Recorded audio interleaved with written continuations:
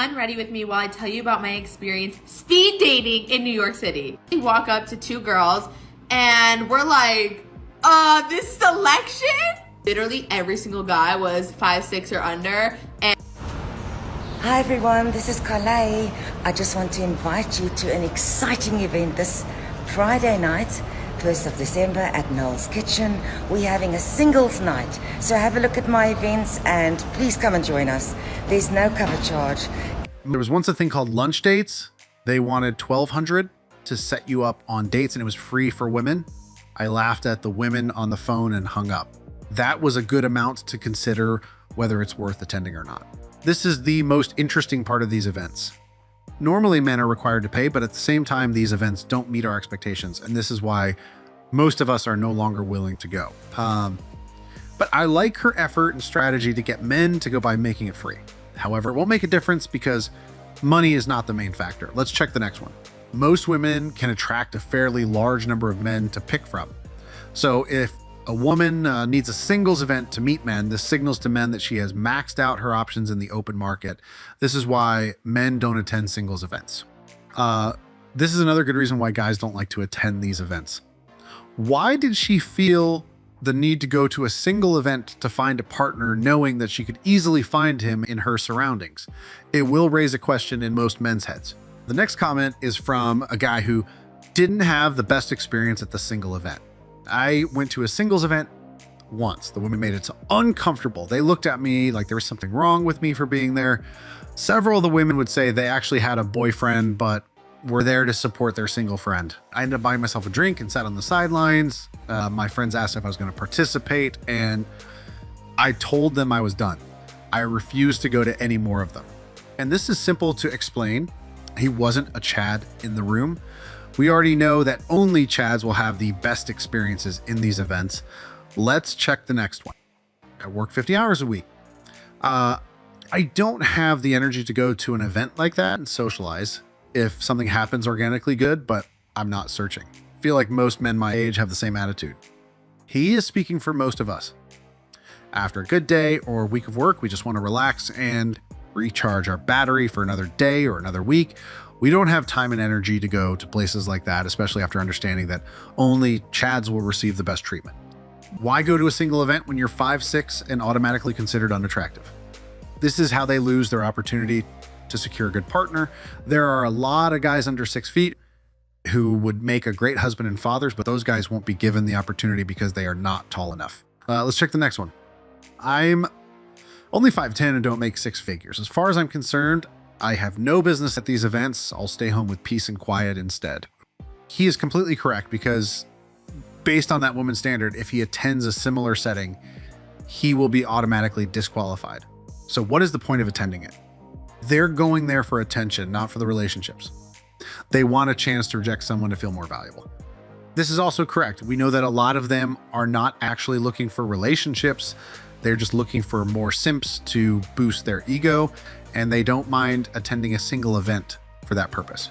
Next, we have Chad, who had to run off from a single event because of too much attention. Yeah, I walked into a bar that was hosting a singles event a while back. It was terrifying.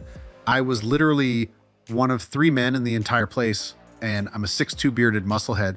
There were suddenly 30 women all staring me down like I was a 50 off sale. I've never left a bar so fast in my life. And here's the update. I did not meet my husband. Honestly, I feel like the event was pretty poorly organized. Like everyone was kind of just in a room and I don't know, there was just like no natural mingling going on. There was also no music. The drink situation was also kind of just like pre-made pictures of margaritas. Another thing, but this one I kind of expected, there were just so many more women than men. She just said there was another problem she kind of expected, which was the fact that there were so many more women than men. I think she is aware of what is going on when it comes to the lack of men's interest in these types of gatherings. Like, it is New York City and it's also a ticketed dating event, so I feel like that kind of lends itself to being more female heavy. Also, everyone just seemed really young, and from talking to a couple of the guys, they were definitely like slightly younger than me. I'm 28, they were like 27, I think, which I know it's like kind of the same age, but I feel like historically I've only dated people that are older than me, so. Do they think singles events are going to be full of tall, handsome millionaires? This is where their delusion comes from. Most of them believe that they will find a 6 feet millionaire at an event, not knowing that those guys don't need these events to meet women. They already have a large pool to select from. Let's check the next one. Regardless of how desperate they are, they're still not desperate enough to date me. This is the reality for most of us. They already have their main target. Thank goodness. I've been married since 2003. I wouldn't want to be starting again. This looks bleak. This is all. Ever wondered why some free singles events don't attract as many men as expected? One might think it's all about the money, but surprisingly, it isn't. A common misconception is that men are deterred by the cost of these events. However, that's far from the truth. The reality is, most men are willing to invest if they see potential for meaningful connections. Even if they don't find a girlfriend that night, they're still ready to pay for an opportunity to meet a nice woman and enjoy a fun night out. So if it's not about the money, what's keeping men away from these events? Well, it's a mix of reasons, but let's debunk this money myth first. We live in a world where people are used to paying for experiences. We pay for concerts, sports events, and even online dating apps. So, why would a singles event be any different? The answer is simple. It's not. Men know that good things often come with a price tag, and they are willing to pay if they believe there's a decent chance of finding a compatible partner. However, the problem arises when these events fail to deliver on their promise of a potential match, or even a good time. Men are not just looking for a partner, they're looking for a connection, a spark, something that makes the night worth their time and investment. If these events don't provide that, then no amount of free entry will attract them. It's also important to remember that money is just one part of the equation. Men, like anyone else, seek respect and understanding. If they feel judged or belittled at these events, no amount of financial incentive will make them return.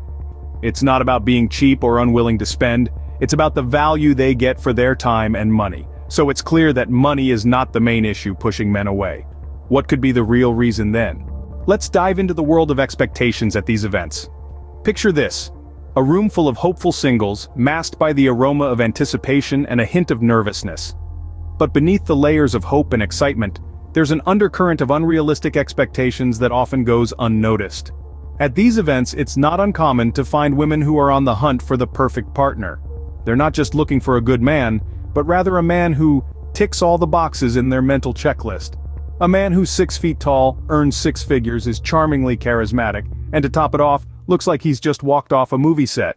In essence, they're looking for their own version of Prince Charming. Now, there's nothing wrong with having standards or wanting the best in a partner, but when those standards morph into an impossible-to-meet checklist, it creates an atmosphere that can be incredibly intimidating for many men. They walk into these events with the hope of finding a compatible partner, but instead, they're met with the pressure to fit into a mold that's almost fairy tale-like in nature. What's more, this pressure isn't just intimidating, it can also be discouraging. After all, how many men can confidently say they meet all these criteria? And even if they do, the pressure to constantly live up to these expectations can be exhausting. To add to the complexity, these unrealistic expectations can also create a skewed perception of what a healthy, balanced relationship should look like. It fosters a narrative where the value of a man is measured not by his character or values, but by his height, income, and charisma. This not only sets an unhealthy precedent, but also adds an additional layer of pressure on men to conform to these standards. In the end, the unrealistic expectations at these singles events can often do more harm than good. Instead of fostering an environment that encourages genuine connections, it creates a space that's riddled with pressure and intimidation. The pressure to be Prince Charming can definitely be a deterrent for men. Ever thought about the image that singles events portray? It's a question worth pondering, isn't it? Singles events, while potentially a fantastic platform for connection, unfortunately, carry a certain stigma. This perception is particularly prevalent among men, who may view women at these events in a less than flattering light. Let's delve into this a bit further. Some men may view women at these events as having exhausted all other options. They might think, if she's here, she must have tried everything else and failed. This perception, though unfair, can be a significant deterrent. It can make men question the viability of forming a meaningful connection at such events. Another assumption that some men might have is that these women are unable to maintain a relationship. Again, this is a quite unjust presumption, but it's one that can cross a man's mind. They might think, if she's single and at this event, she might have a hard time staying committed in a relationship.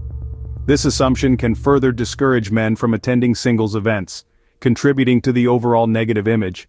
These perceptions can also be fueled by societal norms and expectations. We live in a world where the narrative often goes like this: meet someone, fall in love, get married, start a family. When this narrative is disrupted, people often start to question why, and singles events can become an easy target for these questions. This stigma surrounding singles events is quite unfortunate. It can create a barrier, preventing potentially great connections from forming. It's important to remember that everyone at these events is there for the same reason: to find a connection. They're not there because they've exhausted all other options or because they can't maintain a relationship. They're there because they're hoping to find someone with whom they can share their life. So it's crucial to challenge these stigmas and assumptions, because at the end of the day, these events are about human connection, and that's something worth pursuing, isn't it? The stigma associated with these events can indeed be a turnoff for many men. Now, let's talk about some of the less pleasant experiences at these events. Imagine walking into a room, feeling hopeful, only to be met with judgmental eyes sizing you up. This is a common experience for many men attending singles events. The atmosphere can often feel more like a meat market than a comfortable social setting, with everyone quick to make snap judgments based on superficial first impressions. It's not just about the looks either. Some men have reported feeling as though they're being questioned or even interrogated, rather than having a casual conversation. The pressure to impress can be overwhelming, and a single misstep or awkward moment can lead to instant rejection. And let's not forget about the negative attitudes that can be encountered. Some women, not all but some, attend these events with a certain air of superiority, as though they're doing the men a favor by being there. This can create a rather hostile environment that's far from conducive to making genuine connections. Worse still, are the instances where men have been openly ridiculed or mocked. Picture this: you're trying to put yourself out there, only to be met with snide comments or laughter. It's a situation that's not only humiliating but also deeply disheartening. There's also the issue of privacy. Some men have found themselves being recorded without their consent, their awkward moments shared on social media for the amusement of others. It's a gross violation of trust, and one that can cause considerable distress. Lastly, we can't ignore the fact that some women at these events aren't there for genuine connections. They're there to reject men, to boost their egos, and to enjoy a night of power play. It's a harsh reality that can be incredibly off-putting for men who are sincerely looking for love or companionship. These negative experiences, while not universal, are sadly common enough to deter many men from attending singles events, even when they're free. It's not about the money, it's about the dignity and respect that every person deserves when trying to find a potential partner. Bad experiences can certainly make men think twice about attending these events. What if some women are not there for the right reasons? A question worth pondering, isn't it? Let's delve into this. We've explored the reasons why men may shy away from these singles events. From financial concerns to unrealistic expectations, from stigmatization to negative experiences. But there's another aspect we haven't touched on yet. What if some women are there not to find a partner but to inflate their egos? Surprising as it may seem, there's a possibility that some women attend these events with the sole purpose of rejecting men. Hard to believe, right? But think about it. Rejection, while it might be hurtful to the person on the receiving end, can give a boost to the ego of the one doing the rejecting. It's a power play of sorts, a way to assert dominance or superiority. These women might not even be interested in forming a relationship. Their intent might be to find men they can reject to make themselves feel good. It's a twisted game, one that leaves the men feeling used and humiliated. This undoubtedly adds another layer of complexity to the whole issue. Men don't just fear not finding a partner at these events. They also fear the humiliation that comes from being used as ego boosters. The specter of humiliation and rejection is definitely a deterrent for men. To wrap things up, we've delved into some surprising realities about singles events. We've debunked the misconception of money being a deterrent for men, highlighted the unrealistic expectations set by some attendees, and discussed the stigma associated with these events. We've also touched on the negative experiences some men have faced and the ego-boosting motives of certain women. This conversation is far from over, but we've certainly started scratching the surface. Remember to smash that like button, subscribe with bell notifications, and share this video if you found it insightful. Thanks for watching.